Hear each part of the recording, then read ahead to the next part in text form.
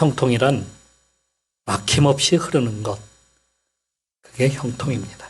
반대의 말이 있다면 흐르는 것이 막히는 것이죠.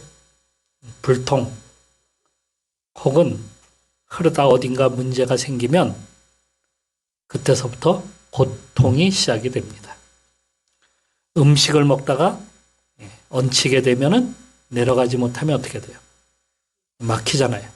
그 다음부터는 고통이 시작이 돼요.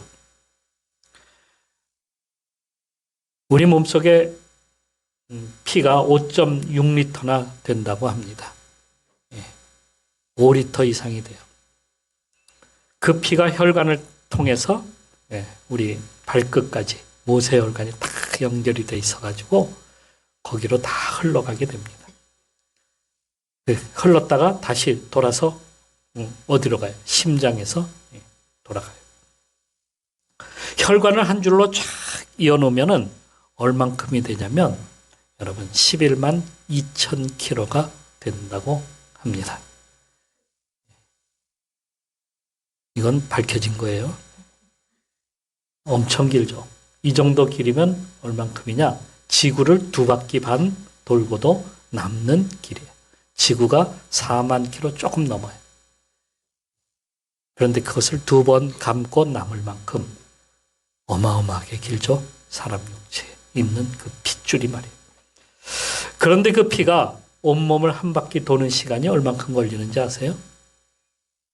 46초예요. 비행기로 아무리 지구를 빨리 돌아도 46초 만에 갈 수 있을까? 그런데 우리 피는 46초 만에 한 번 다 돌아요. 그런데 나이가 들면서 말입니다. 우리 혈관들이 자꾸 노폐물이 쌓이게 돼요. 그래서 피가 통과하는데 자꾸 어려움을 가져와요. 압력이 생겨. 그러면 그것을 뭐라 그래요? 고혈압이라고 그러죠. 고혈압. 고혈압은 피가 통과하는 그 압력이 굉장히 높아지는 것을 갖다가 고혈압이라고 그래요. 그러다가 피가 약한 우리 뇌 같은 부분에서 피가 혈관이 막히게 되는데 이 막힐 때 생기는 것을 뇌경색이라고 그래요. 뇌경색이 생기면 빨리 병원에 가셔야 됩니다. 피가 안 통하면 큰일 나요.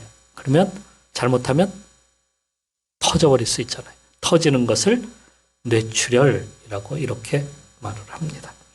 뇌출혈이 되면은 이 피가 이 뇌를 갖다가 이 숨골을 막든지 신경을 갖다가 막든지 해서 우리 몸이 마비가 되게 만들어요. 그러다가 숨을 갖다가 먹게 만들면 어떻게 되겠어요? 사망에 이르게 되는 무서운 병이 뇌출혈이라 하는 것입니다. 여러분의 피가 하나님의 말씀대로 우리 속에서 막힘없이 그냥 쑥쑥 통과되기를 축원합니다. 이렇게 가야 되죠. 이 엔진 역할을 하는 것이 있는데 그 엔진이 뭘까요? 심장이에요. 심장에서 펑펑 쏟아주지 않으면 피가 나갈 수가 없어요. 이 짧은 그 핏줄을 통해서 나가는 피의 그 압력이 굉장히 세요. 그걸 어디에서 보내느냐? 심장에서 쏴줘야 된다는 거예요. 우리는 무슨 특별히 이렇게 외부에서 압력을 압력을 집어넣거나 에어를 집어넣거나 혹은 무슨 엔진이 있어가지고 어떻게 하는 것이 아니라 우리 몸속에 있는 자동 엔진, 심장을 통해서 그게 나가도록 했다 하는 것입니다. 그래서 심장이 멈추는 날에는 모든 생명이 멈추는 거예요. 이 심장을 튼튼하기 위해서는 어떻게 해야 됩니까? 우리가 열심히 운동을 해야 돼요. 식단도 조절해야 돼요. 식단 조절하지 않으면 우리 몸속에 자꾸 기름이 쌓이면 노폐물이 쌓이면 그 다음에 어떻게 피가 잘 통과하지 않아요. 그래서 식단도 좋은 걸 항상 드시고 조절도 하고 운동도 그만큼 해가지고 심장이 자꾸 튼튼하게 막 이렇게 움직이도록 만들어야 된다. 그래야 건강한 심장, 건강한 피를 우리가 가질 수 있게 되죠.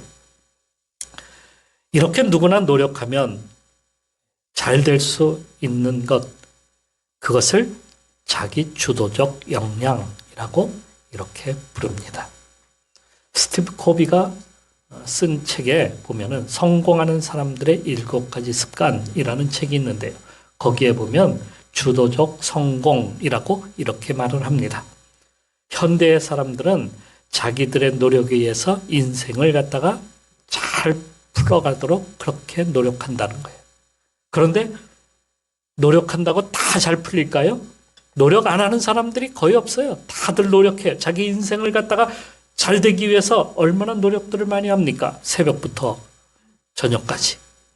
농부가 마치 그 농사를 잘 짓기 위해서는 어떻게 합니까?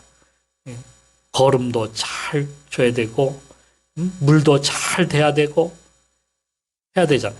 이런 노력을 해야 돼요. 그런데 여러분, 농부가 이렇게 한다고 해서 농사가 풍년이 되는 걸까요? 아니에요. 햇빛이 또한 비춰줘야 돼. 그죠? 나의 노력 가지고는 모든 것이 되는 것이 아니다. 우리는 그런 것을 알 수가 있어요. 그러면 어떻게 해야 되는가? 내가 아무리 준비가 잘 되어도 하나님께서 도와주시지 아니하면 소용이 없다는 거예요. 우리는 그것을 알아야 돼. 사람들은 그걸 몰라. 근데 우리는 알아야 돼. 어떤 것을? 하나님이 도와주셔야 우리 인생이 풀린다. 하나님이 우리 인생에 함께 하셔야 우리가 풍년을 갖다가 거둘 수도 있고 열매를 맺을 수도 있고 우리가 형통한 삶을 살아갈 수가 있게 된다.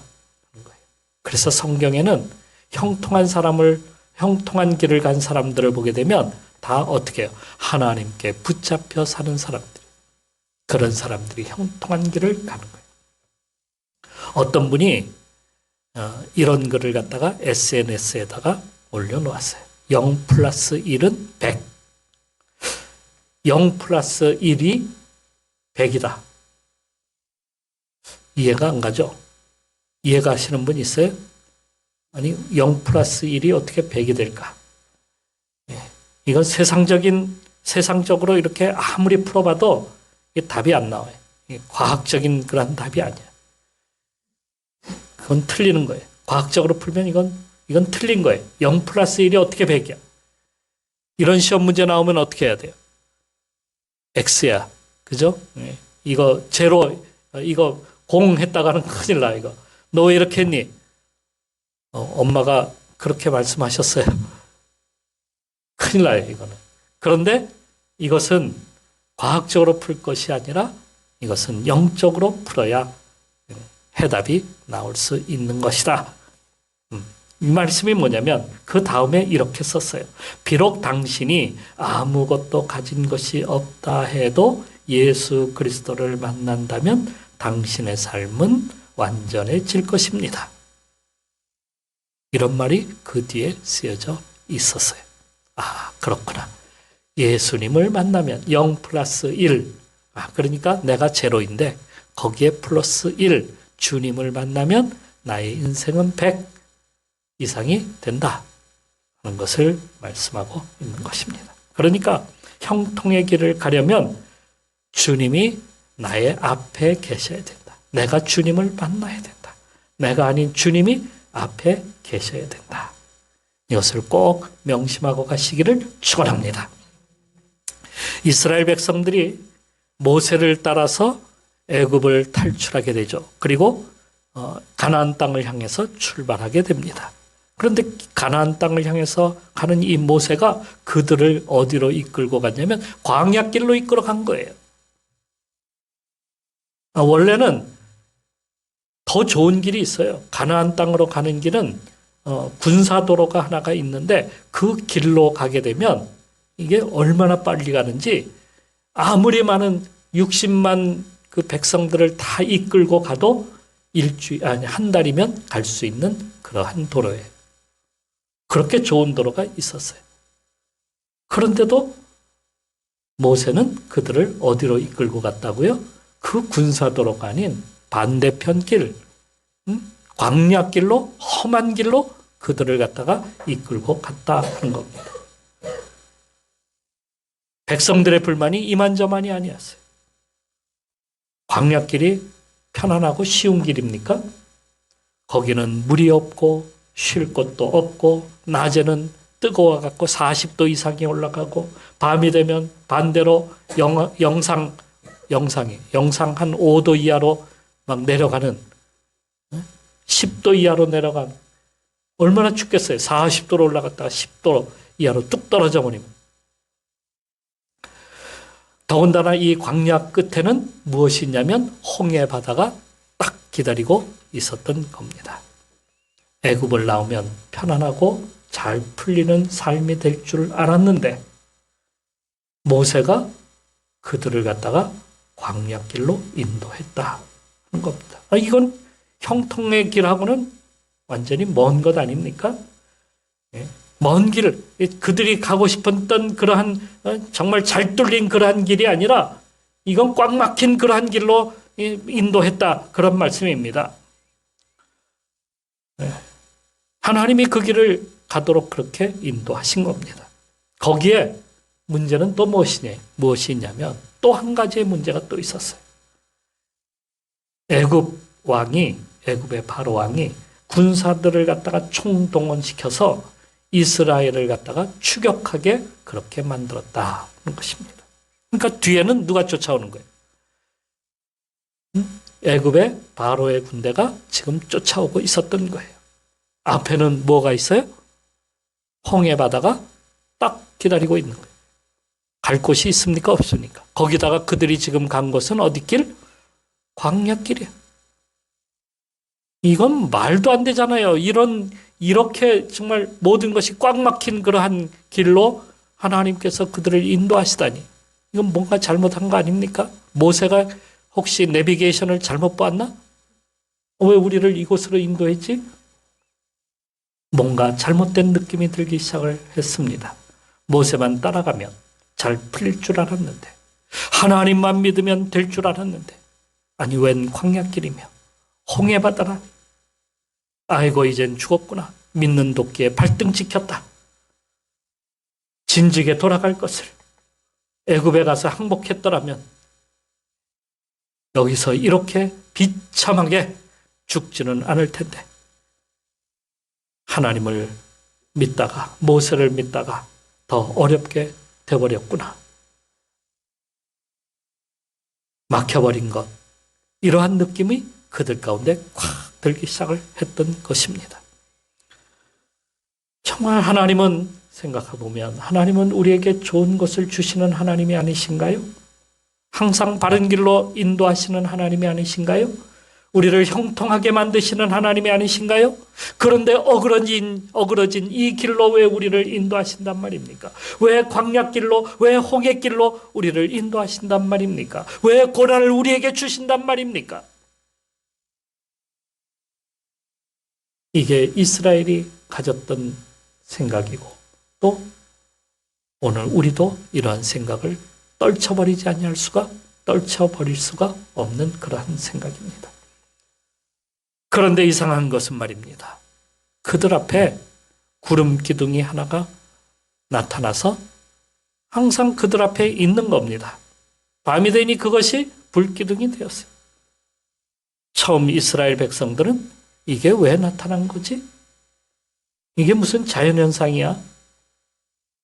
했지만은 그 구름 기둥과 불 기둥은 이스라엘 백성들이 가는 그 길 내내 그들에게 항상 거기에 있었던 거예요. 없어지지 않냐고. 40년 동안이나 이스라엘 백성들의 앞을 그 구름 기둥이 앞서서 행하였다라는 말씀이에요. 출애굽기 40장 말씀. 그러니까 이스라엘 백성들이 광야 끝에까지 가는 그러한 말씀 가운데 그 40장에 거기에는 이렇게 쓰고 있습니다.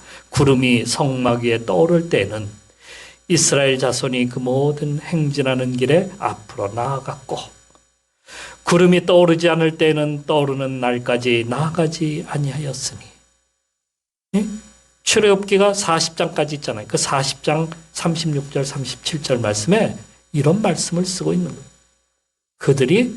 백성들이 구름을 따라 행진하기 시작했다 하는 것으로 볼 때에 이제는 이 백성들이 그 구름이 자기들을 인도하는 것이다 라는 것을 알게 되었다 하는 것입니다. 이것이 바로 하나님이 인도하시는 방법이다 하는 것을 이제는 깨닫기 시작한 겁니다. 하나님은 이스라엘을 인도하시는 분이심을 갖다가 보여주시기 위하여 그들을 갖다가 광야길로 가게 하신 겁니다. 이스라엘 백성들로 그것을 따라오도록 하기 위해서 광야길로 이스라엘을 인도하게 하신 거예요. 그러니까 군사도로를 향해서 그냥 쭉 갔다고 한다면 이스라엘 백성들은 어떻게 했을까요? 하나님의 인도하심을 경험하지 못했을 거예요. 이렇게 좋은 길에 야 신난다. 그들은 날라를로 즐거워하면서 가나안 땅에 들어갔을 거 아니에요.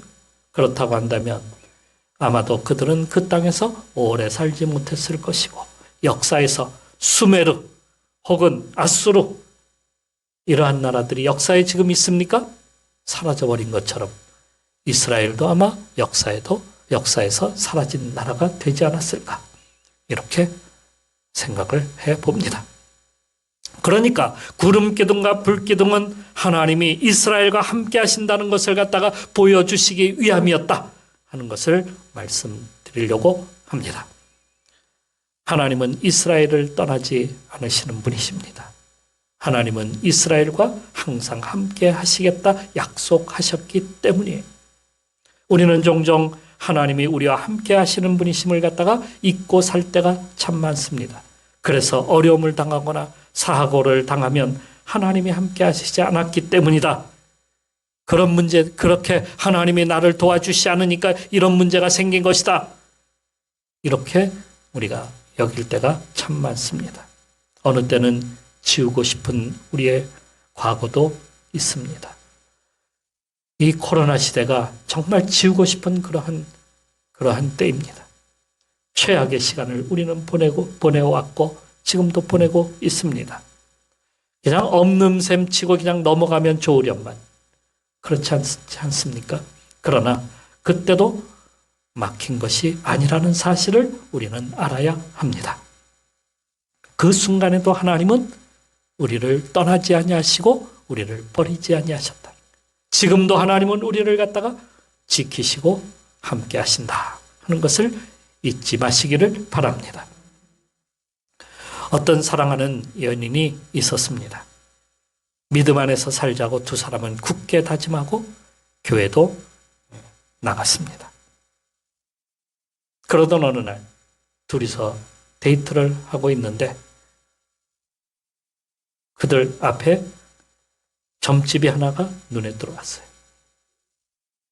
그래서 한 사람이 이야기합니다. 우리 심심풀이로 점 한번 볼까?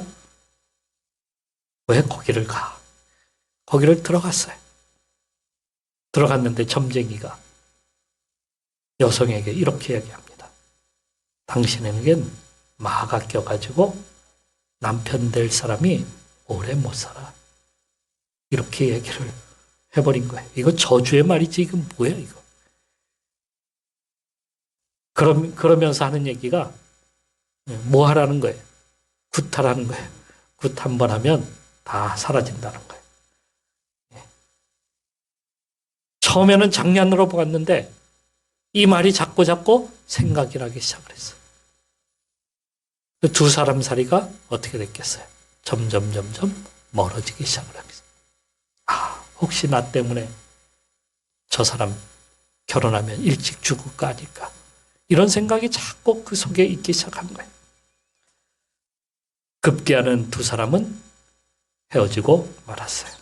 여성은 지금도 결혼하지 못하고 혼자 산다고 합니다. 무엇이 문제였어요?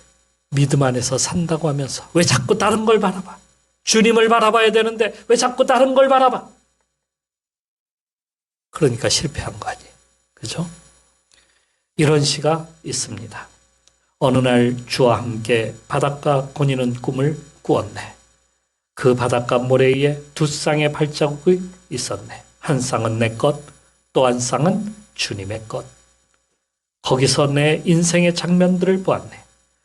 마지막 내 발자국이 멈춘 그곳에서 내 인생의 길을 돌이켜 보았을 때 내 인생의 길에는 오직 한 쌍의 발자국만 보였네.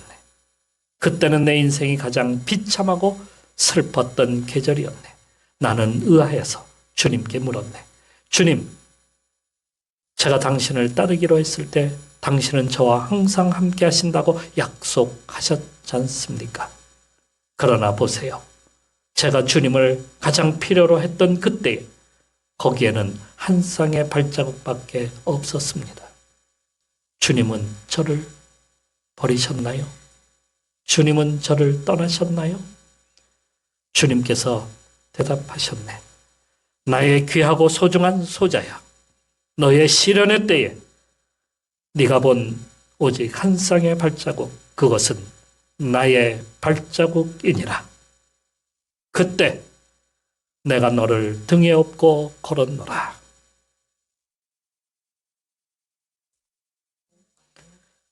네, 우리가 힘들고 어려울 때도 주님이 우리와 함께 하신다 하는 사실을 우리는 깨닫고 가시기를 바랍니다. 우리가 주님을 잊을 때도 있지만 하나님은 한순간도 우리를 잊지 아니하시고 그 약속하신 대로 우리와 함께 하십니다. 이스라엘 앞에 항상 있었던 그 구름 기둥과 불 기둥은 사라지거나 조금 흐려지거나 다른 곳에 가 있거나 그러지는 않습니다. 그들과 항상 그들 앞에 있는 것이 보였어요. 이사야서에 확실하게 이 말씀을 하고 있습니다. 두려워하지 말라. 내가 너와 함께 하리라. 그리고 7장 16절에 임마누엘, 내가 너희와 함께 하리라. 지난 어려웠던 시기에도 하나님이 함께 하셨습니다. 올 2022년에도 하나님은 누구와? 나와. 그죠? 여러분, 가슴을 한번, 내 가슴을 이렇게 토닥토닥 해보세요. 나와 함께 하신다. 나와 함께 하신다. 그 믿음을 가지고 살아가시기를 축원합니다. 우리 교회 이름이 함께하는 교회, 하나님이 함께 하시는 교회, 형통한 교회. 올해도 우리 교회가 형통하게 되고 여러분의 길이 형통하게 되기를 축원합니다. 또한 구름기둥과 불기둥은 하나님의 임재를 친히 보여주시기 위함입니다. 하나님의 임재 말입니다. 그 구름기둥은 광야에 항상 어디에 머물고 있었냐면 광야에서요, 성막 위에 머물러 있었어요. 성막에 머문다 하는 것은 바로 하나님의 임재를 갖다가 나타내는 것입니다. 어디에 나타내요? 성막에서 그 지성소 안에 그 법궤 위에 하나님께서 항상 거기에 계신다. 그래서 제사장들은 지성소 안에 들어가서 주님을 만나는 거예요. 주님의 임재를 경험하는 거예요. 하나님이 항상 거기에 머물러 계시는 거예요. 거기서 하나님은 또한 모세에게 말씀하셨어요. 이스라엘에게 말씀하셨어요. 그리고 그 성막 위에 구름이 떠오르게 되게 되면 이스라엘 백성들도 함께 일어나서 그 구름이 움직이는 대로 함께 따라가기 시작을 했습니다. 그러다가 그 구름이 머물면 그들도 거기에서 머무는 겁니다. 거기에 멈춰서는 겁니다. 그리고 그곳에서 1년이든 2년이든 몇 년이 걸렸는지 모르겠어요. 3년이든 그 구름이 움직이지 아니하면 이스라엘 백성들도 어떻게 했겠어요? 거기에 그대로 있는 거예요. 그대로 멈춰서는 거예요. 그곳에서 머물면서 하나님께 제사하며 예배하였습니다. 오늘 하나님은 우리 예배에 임재하신다는 사실입니다. 우리의 귀를 기울이시고 우리의 귀를 주님께서 기울이십니다. 우리의 눈을 주님께서 우리의 눈을 열면 우리가 주님을 갖다가 볼 수가 있게 되는 겁니다. 모세는 그것을 가장 중요하게 여겼어요. 하나님이 임재하시지 아니하면 그는 움직이지 않겠다, 이런 마음을 항상 가지고 있었던 겁니다. 임재하시지 아니하면 나는 머물겠다. 그래서 저 시내산 위에 올라갔을 때도 하나님의 임재를 경험하기까지 그는 거기에 머물러 있었습니다.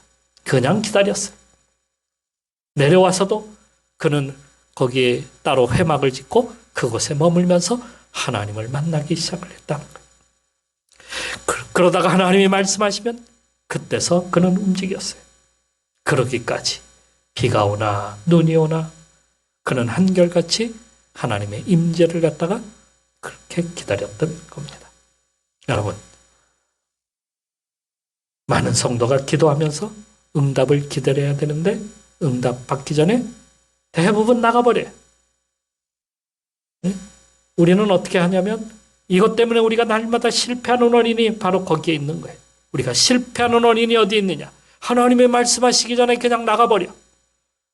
하나님이 막 말씀하시려고 그러는데 저 바쁘거든요. 다음에 올게요. 그냥 가버려. 그러면 어떻게 되겠어요? 그건 온전한 그러한 응답이 없는 것이죠. 그러니까 실패한 원인을 우리가 찾는다 하는 것은 어디서 찾아야 되냐? 하나님의 임재를 내가 경험하느냐 안 경험하느냐 여기에 따라 틀리다 하는 것입니다. 예수님이 하늘로 가실 때에 120명의 성도들이 있었습니다. 그들에게 말씀하시기를 뭐라고 하셨어요? 너희들은 예루살렘을 떠나지 말고 기다리라. 내가 약속한 바를 기다리라. 기다렸어요. 그때에 성령이 그들 위에 임하였다. 그리고 나서 그들은 온 세상에 나가서 복음을 전한 겁니다. 그냥 무턱대고 나간 것이 아니라 주님께서 기다려라. 내가 응답할 때까지 기다려라. 이 말씀을 하고 계시는 겁니다. 그들은 그곳에서 금식하며 기도하며 나갔던 결과 놀라운 일들을 갖다가 행할 수 있었던 겁니다. 여러분들도 기도하면서 예배드리면서 하나님의 임재를 경험하는 성도가 되기를 축원합니다. 또 구름기둥과 불기둥은 하나님이 지켜주심, 하나님의 보호하심이 거기에 있다 하는 것을 깨닫게 하시는 겁니다. 구름기둥은 더운 사막에서 그들에게 항상 그 그늘을 갖다가 가져다 주는 그러한 놀라운 그러한 일입니다. 그래서 해를 막아줘요. 성경에 낮의 해가 상치 않도록 해주신다. 그 말씀이 바로 이런 더위를 식혀주시는 거예요. 주님께서 그들의 더위를 식혀주시죠. 지중해성 기후에는 해가 나오면 굉장히 뜨겁습니다. 그런데 그늘 가운데만 들어가면은요 굉장히 시원해요. 하나님께서 그들을 갖다가 다 구름으로 덮어주시니까 거리로 들어가기만 하면 시원한 거예요. 하나님은 구름으로 그들의 그 해를 막아주셨어요. 낮에는 구름기둥으로, 밤에는 그러면 무엇을 해요? 불기둥으로. 밤이 되면은 너무너무 추워요. 막 영하 기온으로 내려가는 것처럼 추워요. 얼어 죽는 사람도 있어요. 사나운 짐승들도 있어요. 바로 불기둥은 그러한 것들을 막아 보호해 주는 겁니다. 또 적들이 쳐들어오는 것을 주님께서 그 기둥을 통해서 막아주셔요. 애굽의 바로 군대가 막 그 뒤를 추적해 올 때에 그 불기둥이, 구름기둥이 그들을 갖다가 막아서서 움직이지 못하도록 그렇게 막아주는 역할도 해주셨다는 거예요. 마치 이스라엘의 방패 역할을 하는 것이 구름기둥과 불기둥이었다는 것입니다. 오늘날 이스라엘은 아주 작은 나라 중에 하나입니다. 그 주위에는 그들의 적들로 다 둘러싸여 있어요. 이슬람 세력이 그냥 꽉 둘러쳐 있어요. 시리아, 이란, 이집트 등등. 그들은 자신들의 도시와 국민들을 갖다가 지키기 위해서 그 적들의 그 미사일과 포탄으로부터 지키기 위해서 그들이 쓰는 방법이 있는데요. 아이언돔이라고 하는 것을 갖다가 만들어서 거기다가 세워놨어요. 아이언돔은 미사일이나 포탄이 날아오면은 그냥 자동으로 발사가 돼가지고 그 모든 그 포탄들을 갖다가 다 막아내요. 세상에서 가장 잘된 방어 시스템, 그게 바로 아이언돔이라는 거예요. 날아오는 각도, 높이, 뭐 이런 것들을 정확하게 그것을 갖다가 계산이 돼가지고 날아가서 다 막아내는 거예요. 우리나라도 이런 걸 도입해야 돼요. 그래서 이게 적들이 쏘는 포탄이 도심에 떨어지지 않도록 다 막아주는 역할을 하는 것. 이게 바로 하나님이 이스라엘을 마치 보호하시는 것처럼 지금 이스라엘 나라도 자기 백성을 아이언돔이라는 걸 통해서 보호하고 있다는 것입니다. 그런데 하나님은 그것보다도 더 정밀하게 우리를 보호하고 계신다는 사실을 우리는 알아야 합니다. 이스라엘 백성들 가운데 나는 보호를 받기 싫습니다. 나는 혼자 살겠습니다. 하는 사람들은 어떻게 해요? 떠나면 돼. 진 밖으로 가면 돼. 그러면 어떻게 돼요? 하나님의 보호하심이 없어요. 해와 달이 그들을 갖다가 힘들게 만든다는 거예요. 주님을 떠나는 순간 사탄의 먹이가 된다는 것을 우리는 알아야 합니다. 형통은 주님 안에서 찾아야 합니다. 인생이 하나님과 멀어지면 멀어질수록 말입니다. 형통에서 멀어진다는 사실을 우리는 알아야 합니다. 반대로 주님께 가까이 가면 갈수록 어떻게 될까요? 형통한 삶이 시작이 된다는 사실이에요. 아무리 어려운 일이 우리 앞에 다가온다 할지라도, 어떤 고난 앞에 놓인다 할지라도, 좋지 않은 어떤 상황이 우리 가운데 전개된다 할지라도 여러분 두려워하지 말고 주님께 가까이 나가면 주님이 우리와 함께 하시고 우리 길을 갖다가 열어주시는 거예요. 홍해 바다를 열어서 이스라엘을 지나가게 만들어주시는 역사를 주님이 행하시는 거예요. 그 주님을 올해도 주님을 붙들어야 다른 거 자꾸 바라보면 어떻게 돼요? 우리 인생이 실패하는 게 아니에요. 주님만을 바라보고 올해도 여러분의 인생이 형통한 삶으로 나가기를 주님의 이름으로 축원을 드립니다.